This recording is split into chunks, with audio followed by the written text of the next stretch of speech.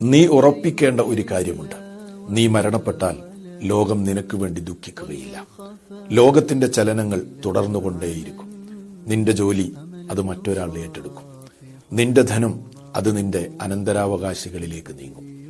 നീ അറിയണം, നിനക്ക് വേണ്ടി ലോകം എത്ര നാൾ ദുഃഖിക്കും. നിന്നെ പരിചയമുള്ളവർ പറയും, പാവം, അള്ളാഹു അദ്ദേഹത്തിന് പുറത്തു കൊടുക്കട്ടെ എന്ന്.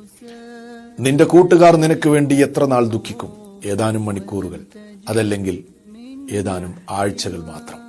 അത് കഴിഞ്ഞാൽ അവർ അവരുടെ പഴയ ആഹ്ലാദങ്ങളിലേക്ക് മടങ്ങും. പിന്നെ നിന്റെ വീട്ടിലെ അഗാധമായ ദുഃഖമാണ്.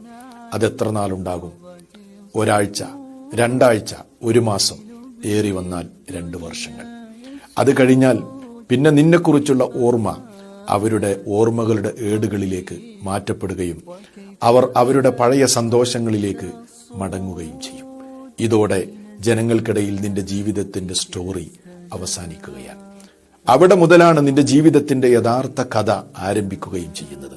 നിന്റെ സൗന്ദര്യം, ആരോഗ്യം, ധനം, മക്കൾ എല്ലാം നിന്നിൽ നിന്ന് നീങ്ങിപ്പോയി. നിന്റെ വീടും ഇണയും നിന്നെ വിട്ടുപിരിഞ്ഞു.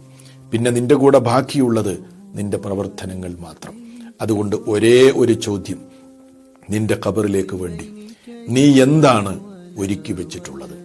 ചിന്ത ആവശ്യമുള്ള ഒരു ചോദ്യമാണത്. Download ShareChat.